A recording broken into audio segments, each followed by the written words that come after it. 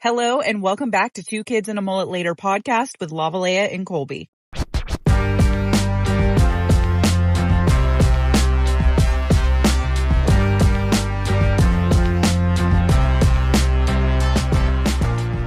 Hello and welcome back to another episode of Two Kids and a Mullet Later podcast. I'm here with my co-host, Dirty Dan. Today's episode is going to kind of be a little bit of a personal episode. We're going to kind of go back in time and talk about how me and Colby met, maybe a little bit before we met. I still don't know you. Bitch, you're just some random guy that I'm living with. How far was it between your last relationship and then meeting me? If you ask me, a couple months. If you ask her, a couple weeks. Oh my God. Seems like there was some miscommunication going on. If we're talking about real relationships and not like situationships, then it was like almost half a year, I think, or maybe like 4 months. If we're talking about situationships, it was like a month. Oh, here comes Lily. She's coming into the podcast. The movie star. Don't put your butthole on camera. Yeah. That's for only cats. I would definitely say for me, before I met you, I was at that point of like, I'm not trying to be with anybody. I'm trying to be single. I just want to focus on myself. Yeah, I was pretty much in the same boat. I was just living life, having a good time. Same. I think I was having a little too much of a good time, if you ask me. I had some very unhealthy habits around that time. I always needed water and I was always sweating. I guess let's kind of dive into the night that we met. So if y'all didn't know, me and Colby met at a rave club in Houston called Kryptonite. How that place was even open, I have no idea, because there had to be a lot of health codes violated. But if you're from the Houston area, you probably have heard of it or have been there and experienced it. So anyways, there I was, looking for her with a flashlight.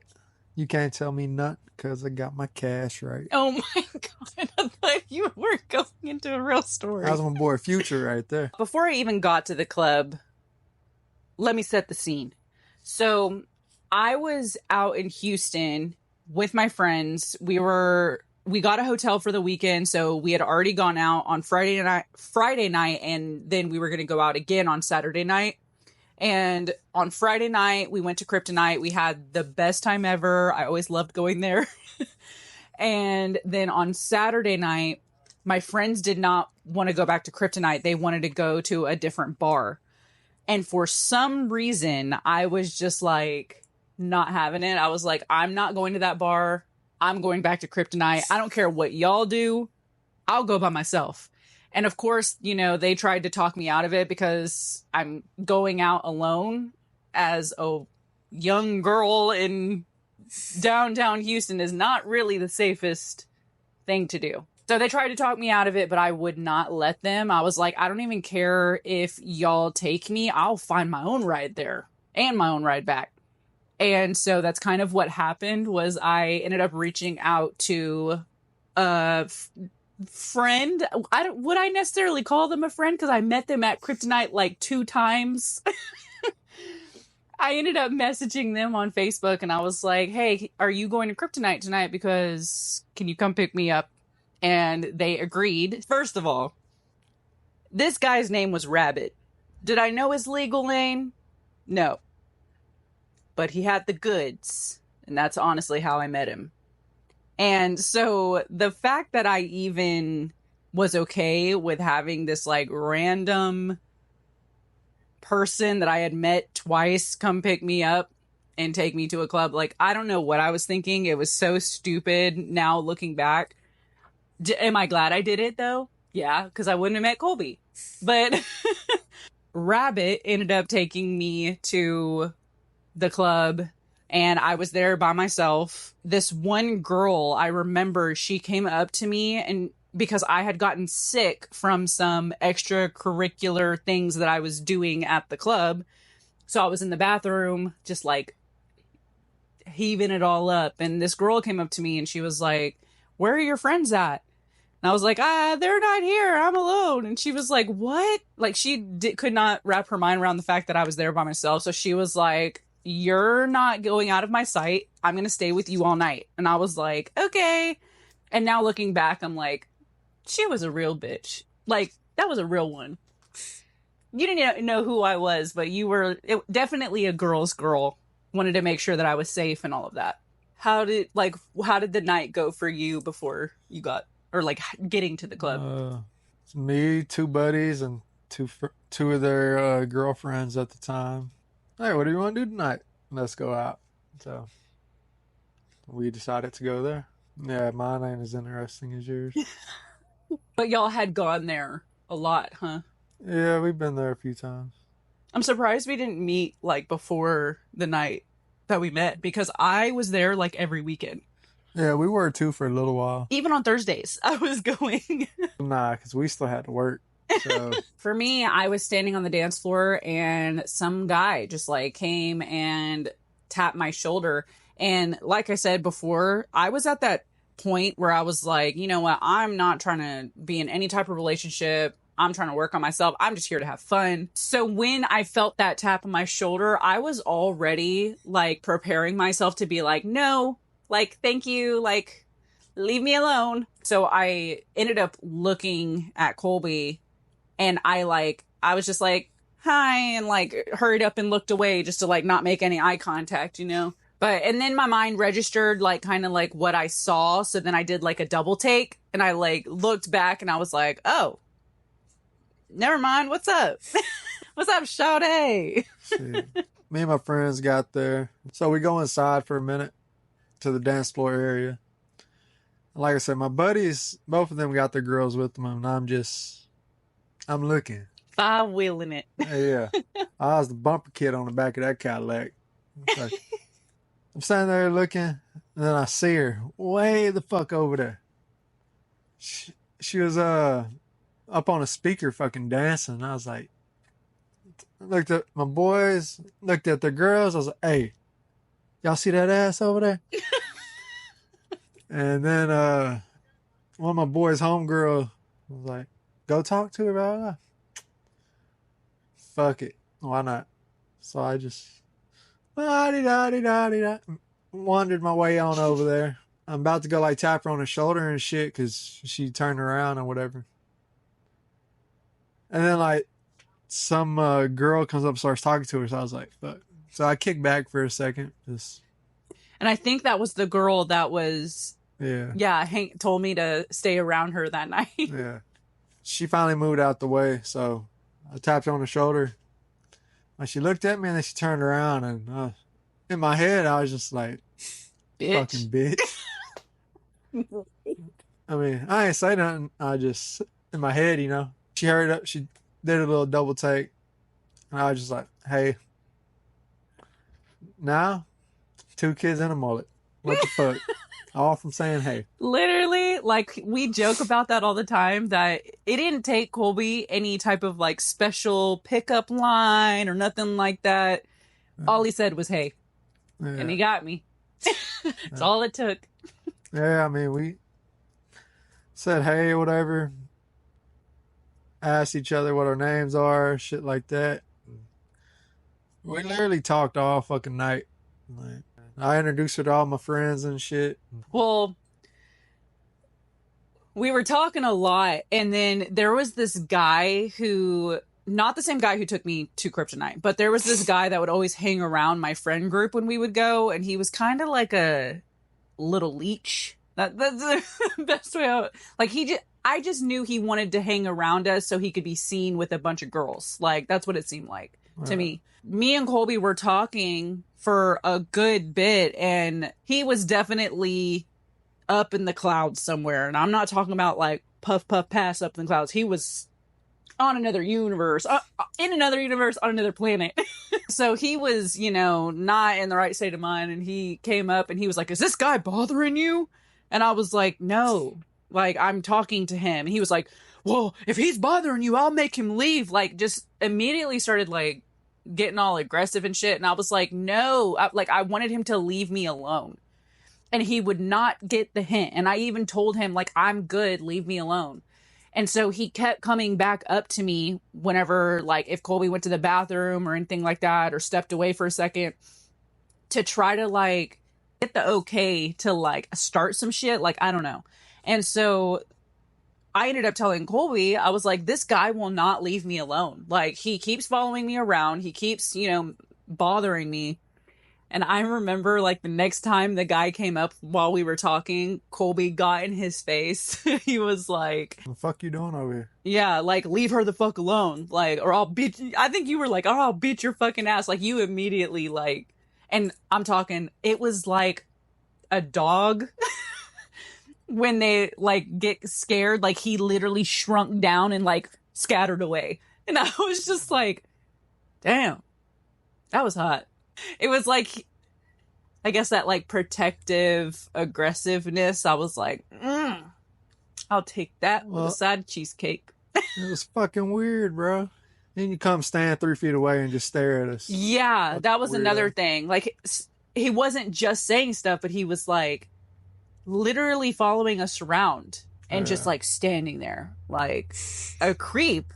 But man, that was the first time I saw Colby get aggressive with somebody, and I was just like, I like that.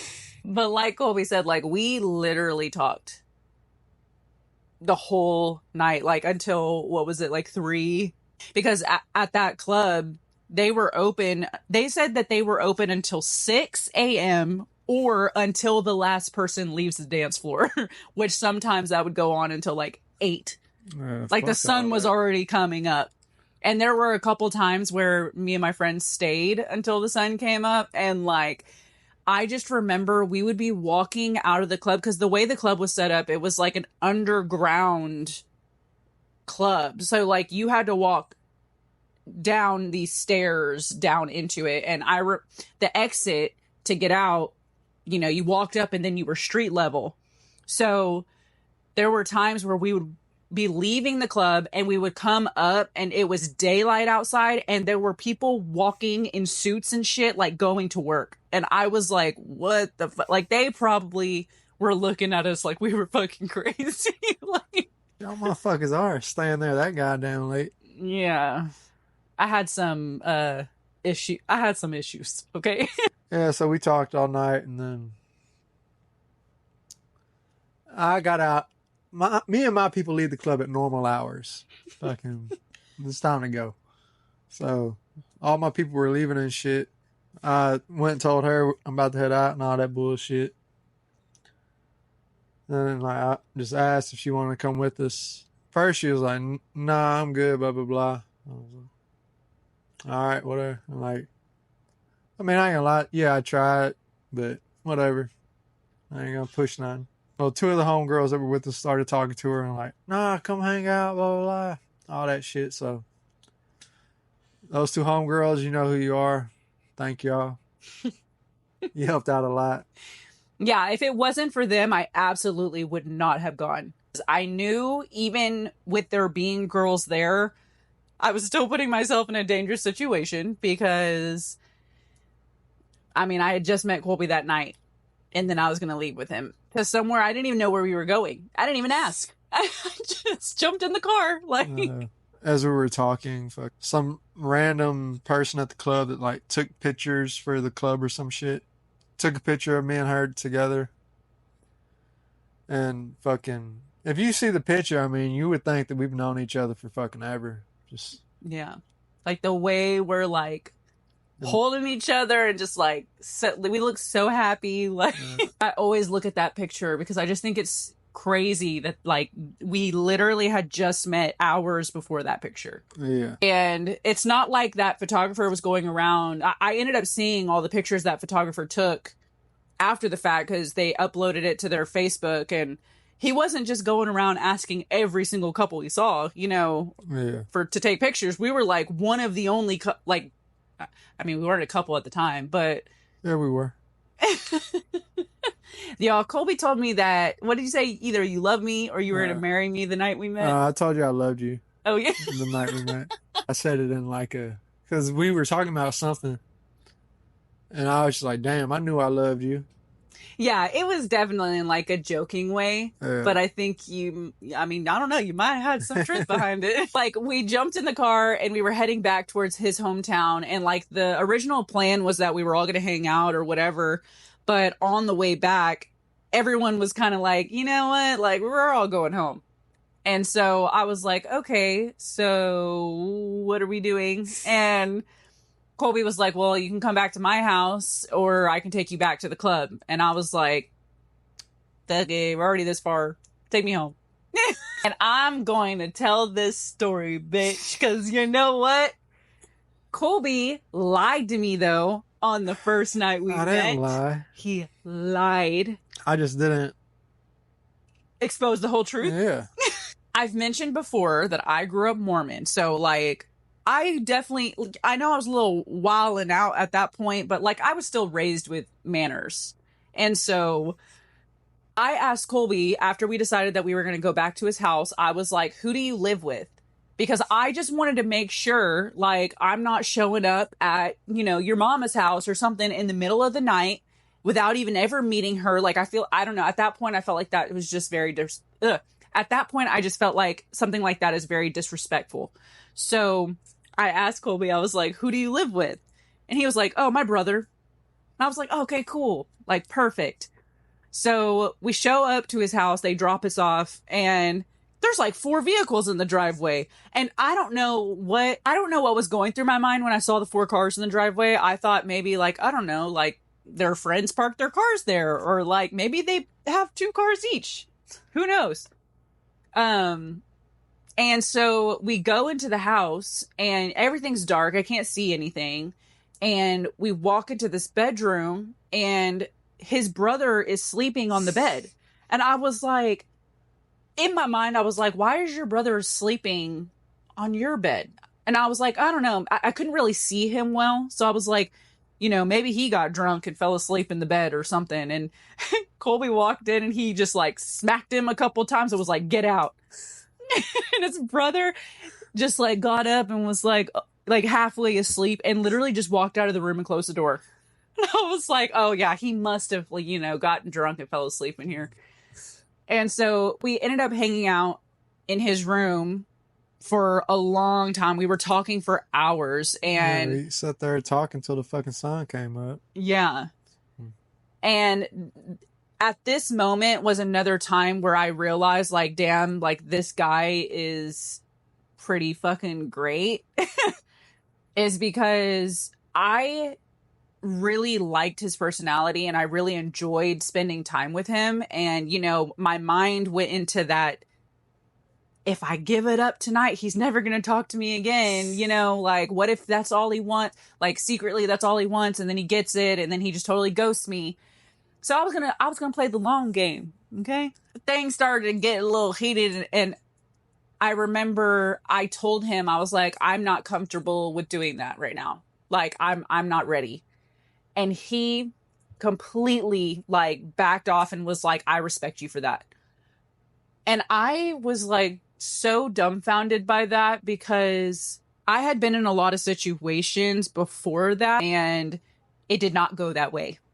Like, it was always like, why? But come on. Like, you know, like trying to push me into it. And a lot of times it succeeded. And it was almost a issue of, like, I didn't know how to say no.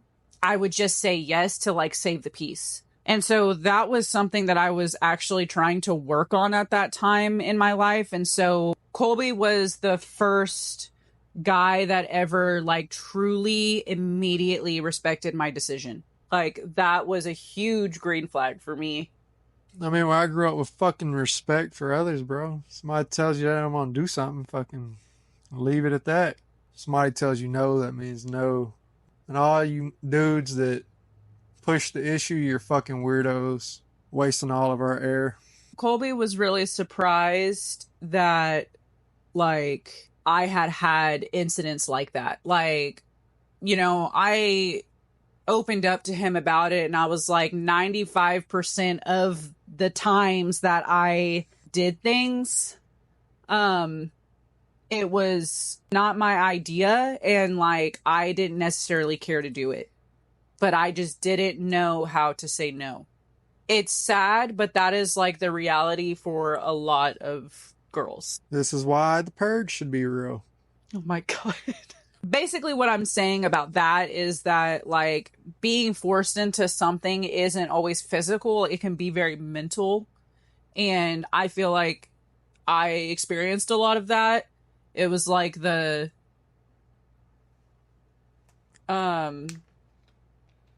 maybe I don't know if I'm ready to open up too much about that. No. I just really respected that from Colby, that it was like, it was part of me was so used to that I was like expecting to have a comeback when I told you I wasn't ready or like I wasn't comfortable yet. And like, it was just like immediate, like, I respect you for that. That was it. Like, you left it at that. And we just sat there and talked for another couple hours. Like, I really appreciated that. I guess what I'm trying to say. Back to the story, though, of how he lied. We ended up talking, and it was time for me to go back to the hotel because it had been a while, or it was morning time already. I hear talking coming from like outside the door. I was guessing the living room area, and it did not sound like only one guy. It sounded like multiple people, and I heard women's voices, and I looked at Colby and I was like, I thought you said you lived with your brother.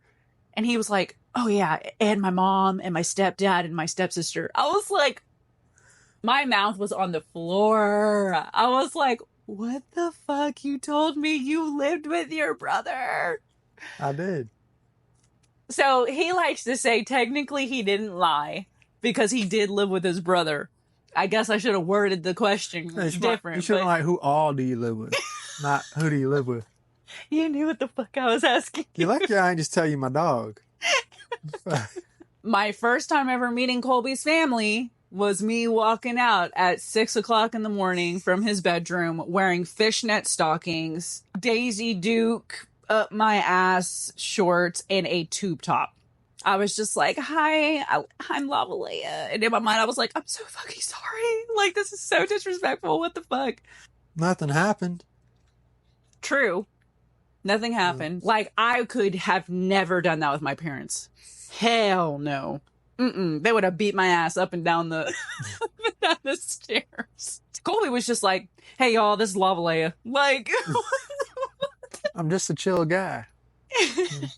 But yeah, then, you know, Colby took me back to the hotel that I was staying at. And I had already had that like little bit of an embarrassment of meeting Colby's whole family, the way that I was dressed. And so I asked him in the car and I was like, do you have anything like I could put on over this before I walk into this lobby of this hotel at fucking 8, 9 o'clock in the morning? I know there's gonna be people sitting there eating breakfast, eating their free continental waffles. He ended up having like a pack of the white t-shirts exactly like what he's wearing.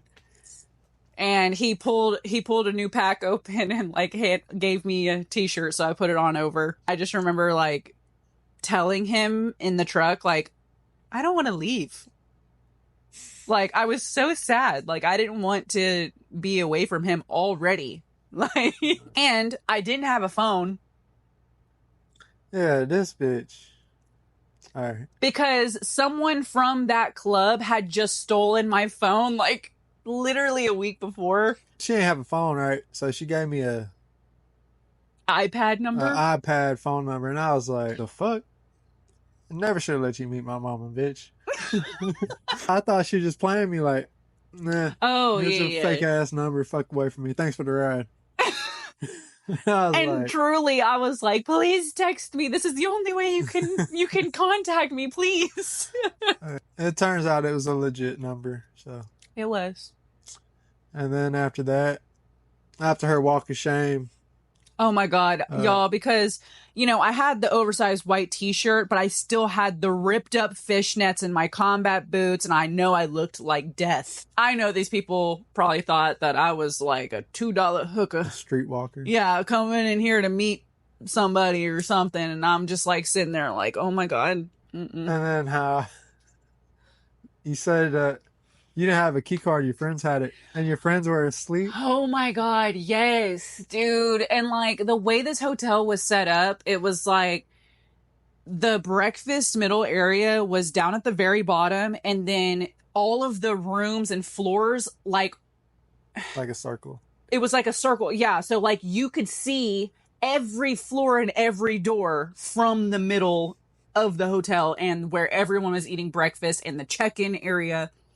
And so I go up like, I think we were on like the 14th floor. We were pretty high up, but I get up there and I'm knocking on the door and they're not answering because I didn't have a key card and all of them were asleep. So I'm sitting, not only am I dressed like that, but I'm sitting there banging on the door, like, open the door. Like, whole door. I'm surprised that they didn't call the cops on me. Like, please come get this crazy bitch. Like, thankfully they finally opened the door and I did get my ass chewed the fuck out by my friends though.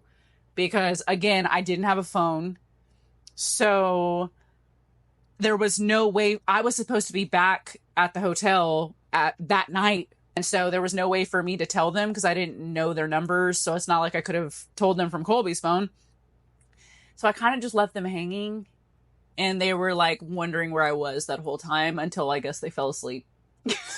But they were pretty fucking pissed at me. But I hope y'all know I would do it again. Because you know what? Love this motherfucker. It was worth it. And then after that, fucking hung out every day since. Literally. Colby was working in the plants at the time. I think that were you a helper or you were already a welder? I was a helper at that time. Yeah. So he was working. So, he was still going to work at like 4 or 5 o'clock in the morning, getting off at 5 o'clock. And he would drive because where he was living and where I was living was like 30, 45 minutes. 45 to an hour. Depending on traffic. I think you always hit traffic, huh? Traffic be an hour and a half. Yeah. So he was driving an hour, hour and a half every single day after work to come see me, hang out with me till like 11 o'clock at night, and then drive all the way back, not getting home till like midnight, and then waking up at 4 and then doing it all over again. And he did that every day for weeks. And like now knowing him and knowing like how much he loves his sleep, like he will not do nothing if it affects his sleep schedule. So like looking back and realizing that he totally just like threw all that shit out the window just so he could see me for a couple hours each day. Like it was sweet. Then about a month in, I did end up giving up the cookie. The swimmers made it. And I got pregnant. He's got some strong ones. Yeah, so we got pregnant after a month. A month in. Now here we are. 11 years. Damn. Where did time go? Not only that, a week after we met, I got his name tattooed on me. I don't know where, it might have been 2 weeks. No. Yeah, I think it was 2 weeks. Are you sure? I think it was a week. It was like 2 weeks. Maybe 2 weeks. I'm pretty sure it was a week, though. It's 2 weeks. Like, and how that came about was I told Colby, like, I'd get your name tattooed on me. And, like, at first I was joking, and then he was like, no, you won't. And I don't know why, but that just set a fire under my ass. I was like, yes, I fucking will, bitch. So he was like, if I pay for it, I'll take you to go get it done. I was like, okay.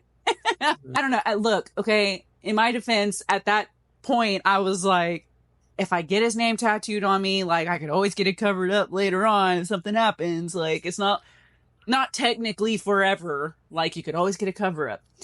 But thankfully, 11 years later, I haven't needed a cover up.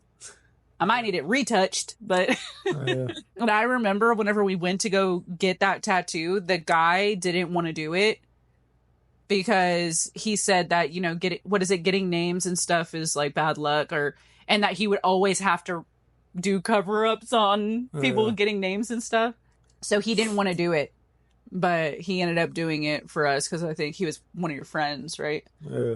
Yeah, I still got it. Has Colby gotten my name? Nope. That's crazy. And you know what? You know what's fucked up is Colby was like, when we've been together for 10 years, I'll get your name. After I done did it 2 weeks in. Bitch. I ain't been to a tattoo shop. Yeah, right. You've gotten a couple tattoos since then. This motherfucker. I told him because I've had to wait so long, he has to get my name on his face above his eyebrow. What? I know where I'm going to get yours. Where are you going to get it? On my shoulder. Like across? My name? Yeah. It's not going to be just your name, but it's going to be a tattoo with your name in it. And what else? Why the fuck you worried about it? What is it supposed to be, a surprise? My body, my choice, ho. Is it a surprise? Surprise. What the fuck? All right, keep your dirty secrets. 'Cause I'm Dirty Dan. We went real fast. Yeah. Like, Man, which is crazy because, and honestly, we ain't know each other for shit. no. Unless we just talked it all out that first 12 hours we were together.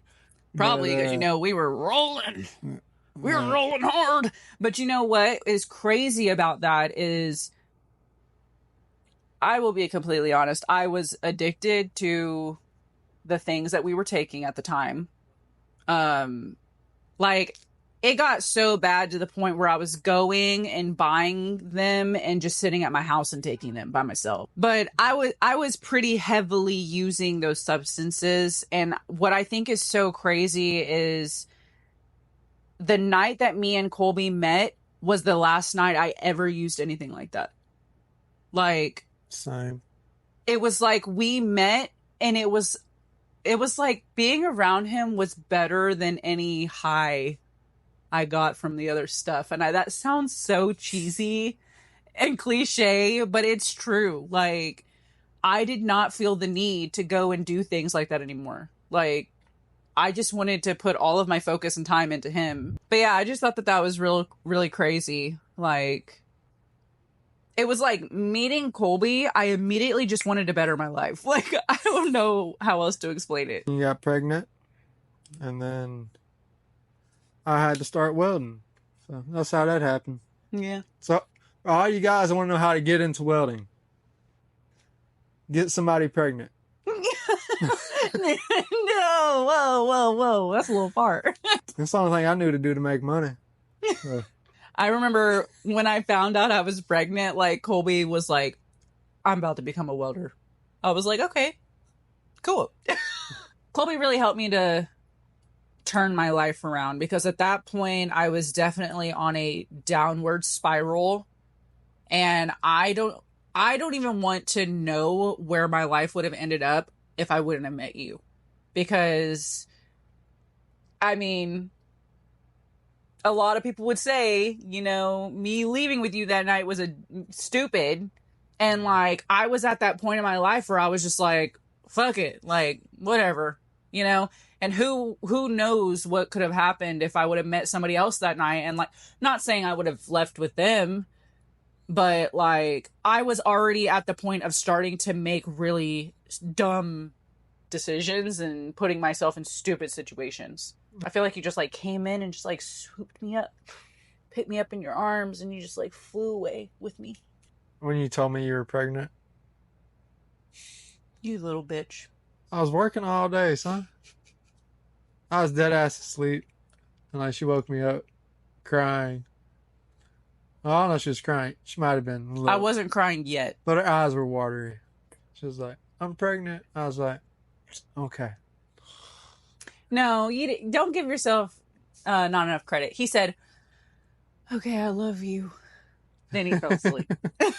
And I literally sat there and I was like, I just told this motherfucker I'm pregnant, and he just fell back asleep. I wanted to punch him, like, in his sleep. Like, what the fuck? So I just sat there and cried. I was like, what did I do?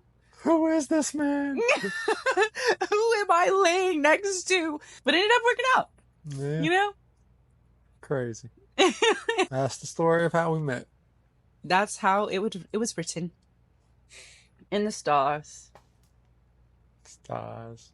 In the stars. So yeah, this has been a fun little side episode. I just thought it would be fun to go into detail about, like, our story and stuff like that. But anyway, thank y'all for listening, and thank y'all for hanging out, and catch us again next week. Peace out.